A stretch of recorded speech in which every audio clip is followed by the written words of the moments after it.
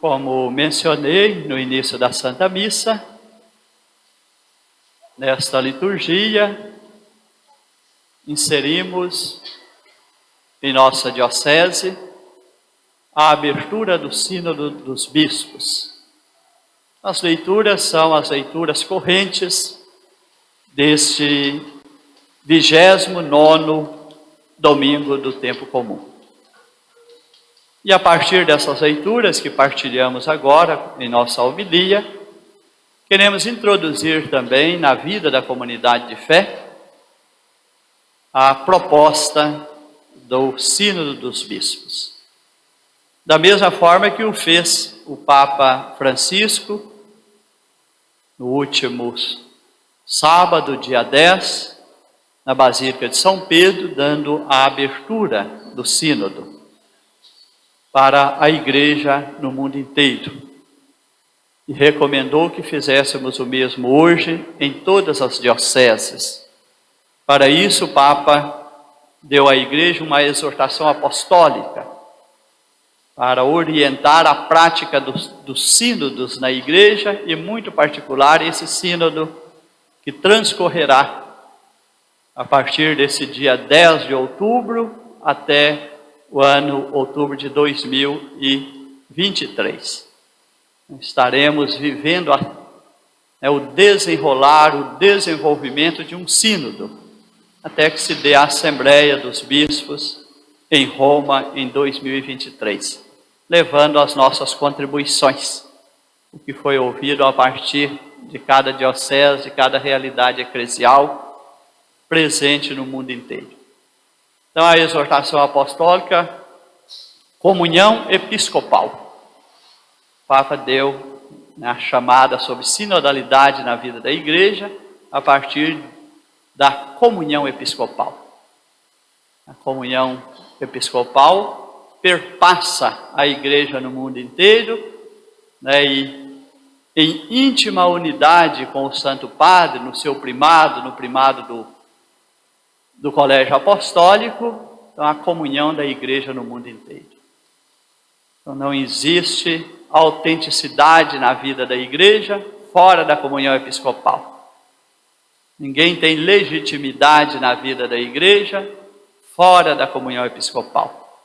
Não no sentido de um poder que gera a opressão, como o Evangelho de hoje nos orienta, mas no sentido de uma autoridade colocada hierarquicamente para que a Igreja não perca a sua comunhão.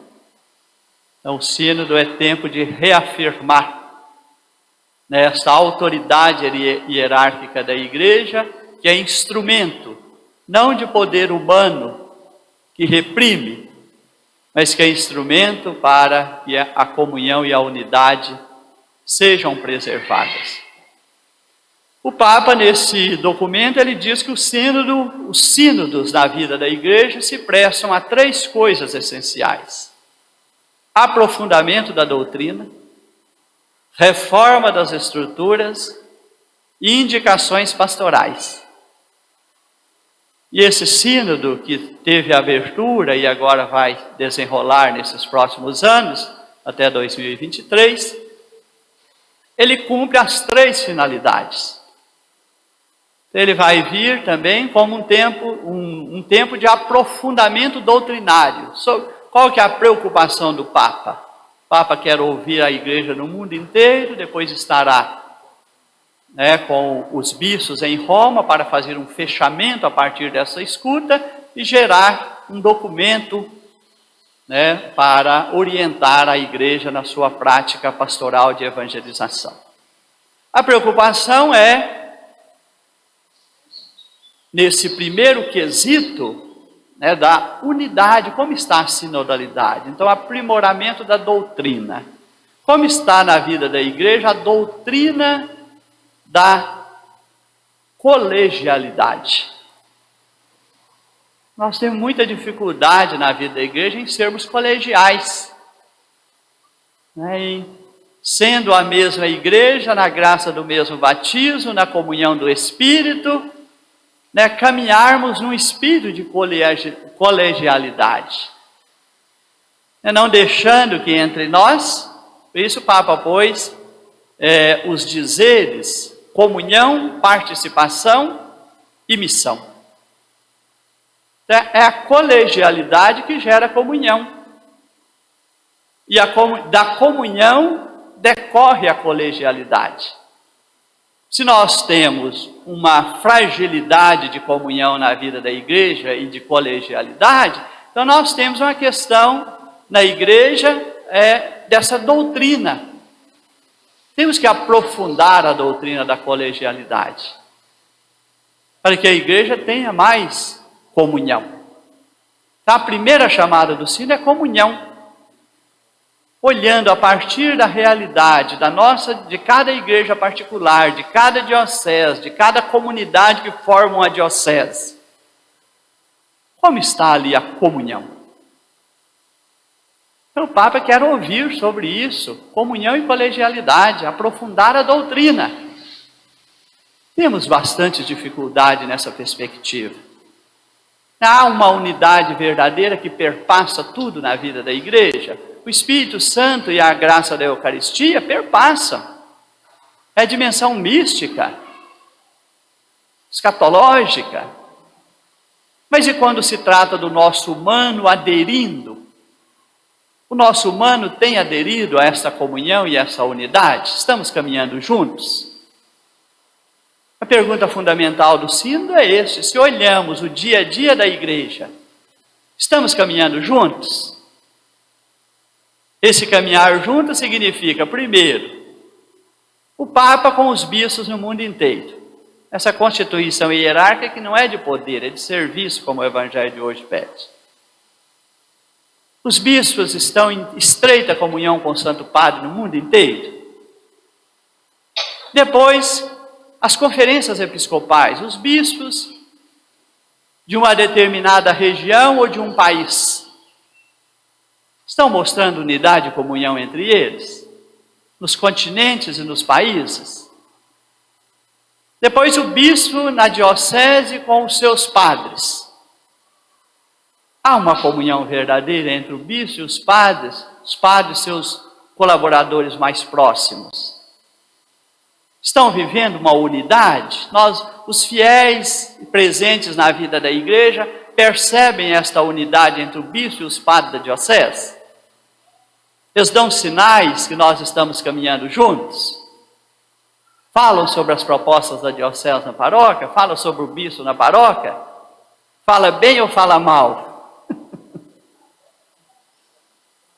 Tem que saber isso é da comunhão, isso é da eclesialidade. Nós temos que rever a nossa eclesiologia.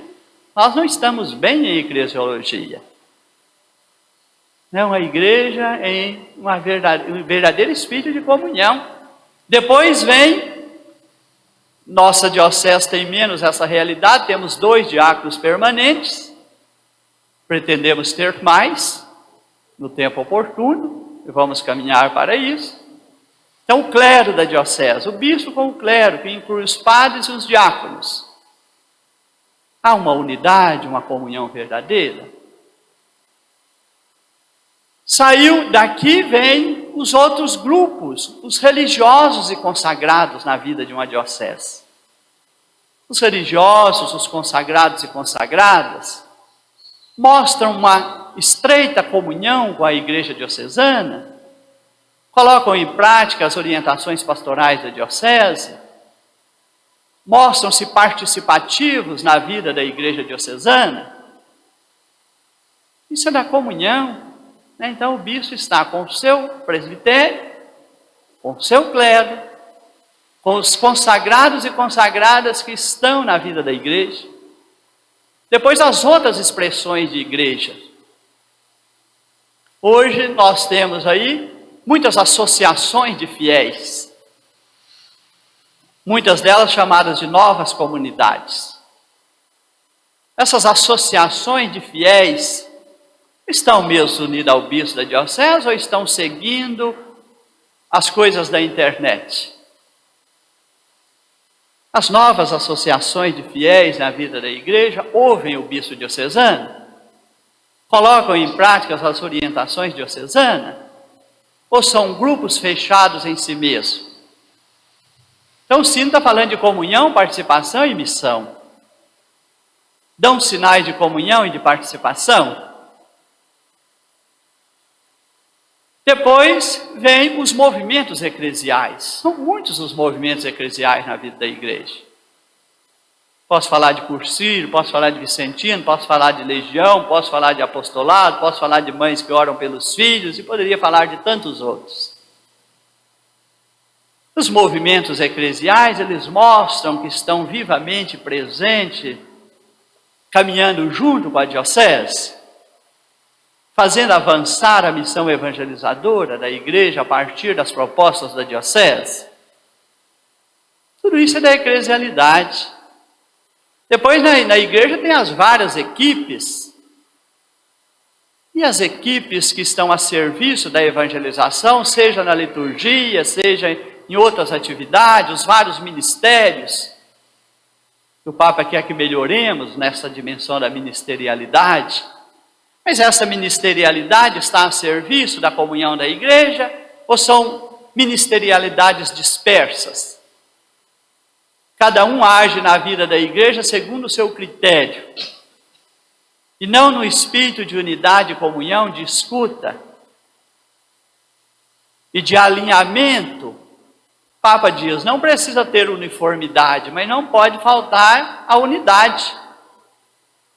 Tem gente que confunde isso, acha que a não uniformidade fere, a unidade não fere. Podemos ter o diferente na vida da igreja e é do dinamismo do Espírito que o tenhamos. Mas em nome de não uniformizar as coisas na vida da igreja, não podemos ferir a comunhão. Não podemos ter grupos e pessoas que usam o nome da igreja para agir em nome próprio, em interesse próprio. Temos pessoas e temos grupos e temos associações e temos muitos que às vezes agem na igreja por interesse próprio e não no espírito verdadeiro de comunhão. Aprimorar ou aprofundar a doutrina.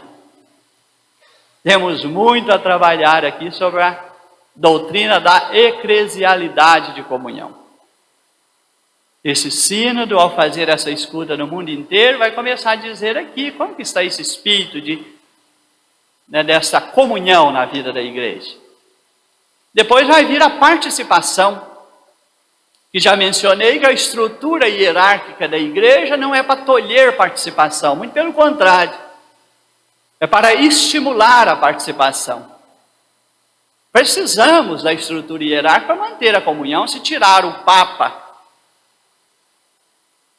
do ápice dessa estrutura hierárquica, a igreja fragmenta. Sabemos que a cabeça da igreja em si é Cristo.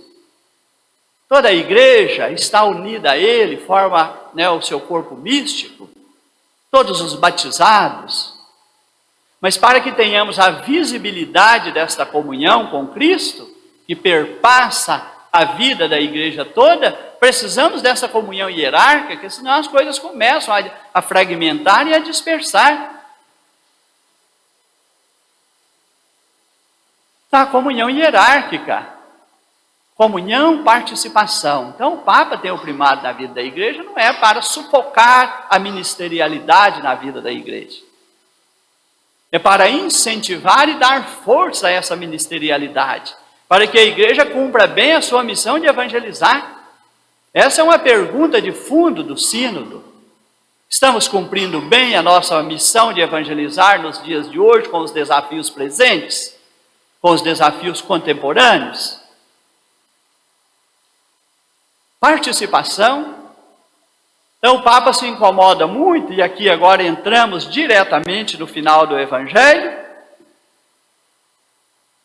Entre vós não deve ser assim. Quem quiser ser grande, seja o vosso servo. Quem quiser ser o primeiro, seja o escravo de todos. Porque o Filho do Homem não veio para ser servido, mas para servir e dar a sua vida como resgate para muitos. E por sinal, esta narrativa desse evangelho de hoje é nela que inspirei para tirar o lema do meu serviço na vida da igreja, do ministério episcopal. Vim para servir. Aqui nós pensamos na ministerialidade. A ministerialidade não é poder que reprime na vida da igreja. Ministerialidade na vida da igreja é um chamado a um serviço generoso e gratuito. Se passa a ter competição, é sinal que não tem espírito generoso de serviço. Onde tem competição, não tem espírito de serviço, tem busca de poder. Se tem competição em qualquer instância da igreja, aí morreu o espírito de doação e de serviço. Aí está presente esse espírito dos filhos de Zebedeu, que queria um lugar de destaque quando Jesus estivesse na glória do Pai. Da igreja, os ministérios na vida da igreja não é para dar a alguém de forma privilegiada um lugar de destaque. A ministerialidade na igreja precisa ser a negação desse espírito dos filhos de Zebedeu. Concede-nos sentar uma à sua direita e outra à sua esquerda. Quer essa visibilidade, quer esse lugar de destaque, quer esse privilégio. Ministerialidade na vida da igreja chama serviço, doação, dedicação. Não faz sentido se não for isso. Então, esta comunhão está acontecendo, essa participação. Somos uma igreja que todas as suas lideranças estão aí para verdadeiramente servir em espírito de unidade? Ou temos muita gente querendo aparecer na vida da igreja? Buscando status na vida da igreja, buscando autoafirmação na vida da igreja. O Papa falou que até o pontificado precisa de conversão. Nós, Colégio dos Bispos, precisamos de conversão se no Colégio do Bispo tiver essa tentação dos filhos de Zebedeu. Quero aparecer mais, quero ter destaque, quero ter privilégio. Essa tentação pode atingir os bispos. Essa tentação pode atingir os sacerdotes, os consagrados e consagradas, os leigos e leigos que têm ministerialidade na vida da igreja. A tentação de querer privilégio, destaque, aparecer mais do que os outros. E não de uma presença simples, discreta, generosa, uma disponibilidade verdadeira para servir e fazer acontecer a evangelização, que é a missão da igreja. Temos muito desafio aqui sobre ministerialidade. O Papa está muito incomodado com o clericalismo. Quando aquele que está revestido do ministério, do sacerdócio ministerial, se torna um mandatário arrogante na vida da igreja. E não temos poucos. Recebeu o sacerdócio e acha que se tornou o mandão da vida da igreja. Não ouve ninguém. Não promove a colegialidade. Eu mando e está resolvido. O Papa mostra muito incomodado com o clericalismo. Todo aquele que foi revestido do sacerdócio ministerial ou se tornou um consagrado, usa isso como status e como recurso de exercer de forma agressiva, transformar a atitude de serviço em atitude de poder. Isso faz perder a autoridade do consagrado, faz perder a autoridade de quem está revestido do sacerdócio ministerial. Que a autoridade do sacerdócio ministerial é o serviço, não é a tirania. Por isso o Papa vem, comunhão, participação. Em todas as instâncias da igreja, que se amplie a participação, o espírito de corresponsabilidade. O Papa é o primeiro responsável em manter a igreja na sua missão sozinho? Não, com o Colégio dos Bispos. Todos nós, bispos, somos corresponsáveis com o Papa para manter a igreja na sua missão, na sua unidade, na sua comunhão. Chega aqui na diocese, os sacerdotes, os diáconos, os consagrados e consagradas, as lideranças leigas, corresponsabilidade. A igreja vai bem ou vai mal, é responsabilidade nossa, porque nós somos corresponsáveis pela igreja diocesana. A igreja não vai mal por causa do bispo, não vai mal por causa deste ou daquele sacerdote. A igreja estará bem ou estará mal, dependendo do nosso espírito de corresponsabilidade. Se todos nos sentimos responsáveis pelo bem da igreja, a igreja vai bem. Se nós somos omissos com os nossos compromissos na vida da igreja, a igreja vai mal. E não é só na constituição hierárquica. Desce também a base da participação de todos os fiéis. Todos os batizados têm também, é chamado a se sentir responsável pelo bem da igreja, a partir do seu bom testemunho da fé, a partir do seu espírito de disponibilidade na vida da comunidade, comunhão e participação, reforma das estruturas. O Papa, então, quer fazer reforma das estruturas, rever a ministerialidade da igreja, corrigir os vícios. Se tem autoritarismo, é hora de pôr fim. Precisamos corrigir os vícios que instalaram, às vezes, na estrutura hierárquica da igreja e a desvirtua da sua missão. Se eu perguntar para cada um, você sente na igreja que as portas estão abertas para você participar de maneira mais plena, mais comprometida, mais envolvida? E pergunta ao mesmo tempo, você tem interesse de fazer isso? Porque o Concílio Vaticano II já falou sobre a igreja ministerial, que a igreja não é um lugar de assistir, é um lugar de participar. Eu entro na igreja para assistir ou eu estou na igreja com uma presença ativa e participativa? Não é só entrar na igreja dia de domingo e assistir uma missa. Então, mais do que assistir, ninguém deve assistir na vida da igreja, ficar olhando de longe. Todos nós somos chamados a participar ativamente. E aqui a ministerialidade precisa se estender. E o Papa quer que isso aconteça. O ministério petrino é importante? Sim. O apostolado dos bispos é importante? Sim. O sacerdócio ministerial dos presbíteros é importante? Sim. O ministério dos diáconos é importante? Sim. Os consagrados e consagradas são importantes? Sim. Os ministérios leigos são importantes? Sim. Isso é do Espírito. A participação, a corresponsabilidade ministerial. O Papa já pediu para darmos extensão a alguns ministérios que estão subutilizados na vida da igreja. Aprofundar e conferir mais responsabilidade ao ministério dos catequistas. Nossa diocese ainda não deu esse passo. Graças a Deus temos muitos catequistas atuando.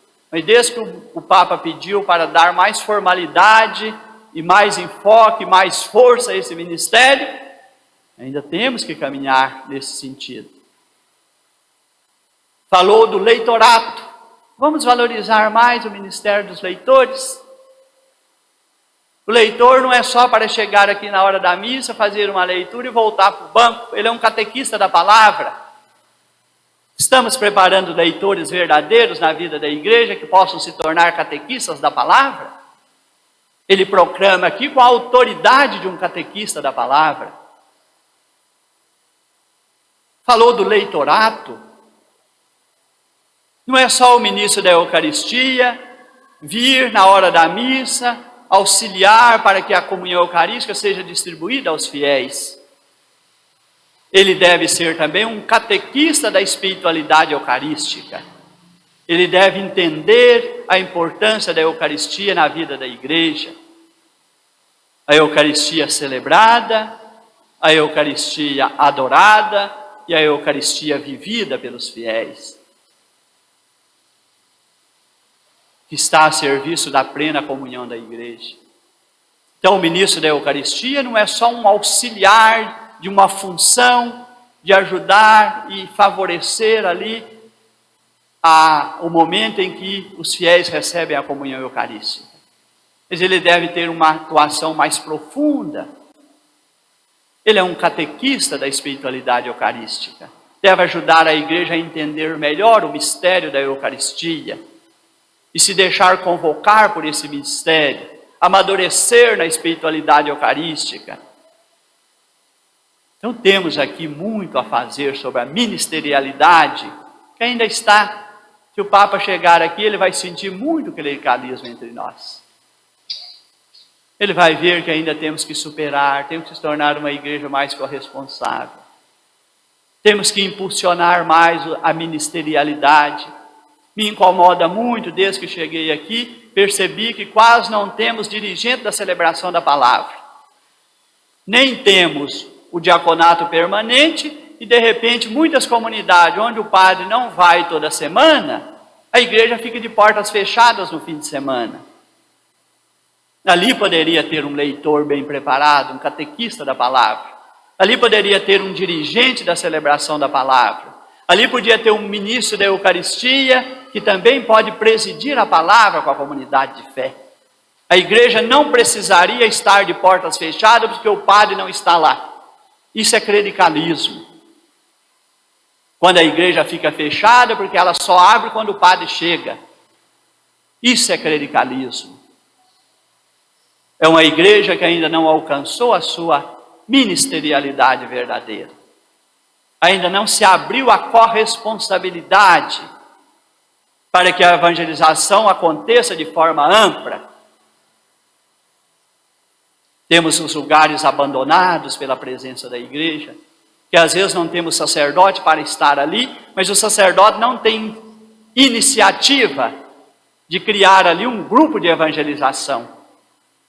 Um ministério de música, um ministério de catequista, um ministério de leitor, um ministério de acólito, unindo esses ministérios, aquele lugar onde a igreja ainda não chegou com a construção de um templo, já poderia termos uma evangelização ali, se a igreja se mostrasse mais corresponsável, se o padre entendesse melhor a ministerialidade, que ele é um animador da vida de fé. O bispo está aqui dizendo sempre com os padres, compete a mim, bispo, animar a vida de fé na igreja diocesana, e o bispo vai animar em primeiro lugar os sacerdotes, os consagrados e os diáconos, para que eles repitam o mesmo em suas paróquias.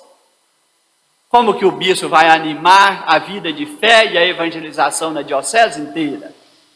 Contando diretamente com aqueles seus colaboradores mais próximos.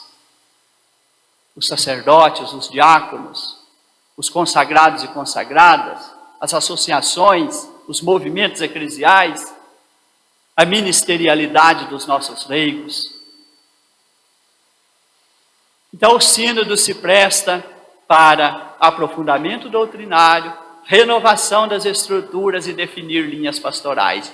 Comunhão, participação e missão. Então, esse sínodo também quer dizer que a igreja precisa ser mais missionária. O Papa Francisco tem pedido uma igreja em saída e nós estamos com o nosso pé amarrado nas colunas da igreja.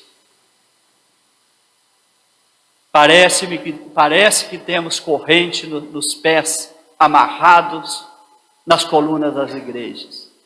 Como temos dificuldade de pôr o pé para fora, para sermos uma igreja missionária que chegue aonde ela precisa chegar. Tem muitos lugares com total ausência da presença da igreja, que a igreja não consegue sair do templo e ir até elas. Uma igreja missionária. O Papa diz escolher, sair ao encontro de todos, escutar a todos, escutar e incluir. Ter uma escuta mais aberta que gere inclusão, que traga mais para dentro da vida da igreja, não a igreja ficando aqui esperando que eles venham, mas uma igreja que vai ao encontro. Por isso o Papa fala da ministerialidade dos bispos e a partir dele de toda a igreja. estar no meio, estar à frente para guiar, estar no meio para escutar e estar atrás para ver se ninguém se perdeu. Será que é isso que fazemos como bispos e sacerdotes? Será que nós estamos à frente guiando a igreja na sua missão para que ela chegue aonde ela precisa chegar? Será que nós estamos no meio escutando sem resistência? O sínodo diz escutar sem medo, porque às vezes vamos escutar coisas que vai nos deixar incomodados. Escutar de coração aberto, sem medo, mesmo que venha nessa escuta aquilo que não estamos preparados para escutar. Mas vamos ser generosos na escuta. Vamos abrir o coração, o ouvido e o coração nessa escuta. Vamos escutar aquilo que às vezes o nosso medo não deixa escutar. Uma escuta aberta, uma escuta generosa. Escutar para incluir. Escutar para converter. Se não escutamos, não convertemos. Vivemos na nossa autoafirmação, na nossa autopreservação, porque somos incapazes de escutar. Escutar sem medo, escutar a todos. O Papa diz, escutar quem frequenta, escutar quem está desmotivado de participar, escutar quem nem frequenta mais a igreja, quem nem é católico. Escutar, como você vê a igreja? Nós temos coragem de perguntar a quem não é católico como que ele vê a nossa igreja? Perguntar, o que é que você espera da igreja? O que você vê dentro da igreja? Isso é uma escuta. A pessoa vai dizer, o que eu espero da igreja? Nós temos que olhar no espelho. O que eu vejo dentro da igreja? Nós temos que olhar no espelho. Ter coragem de escutar. Às vezes vai doer a escuta. Mas é preciso que ela nos ajude a converter. Essa saída missionária, né? Escutar e incluir.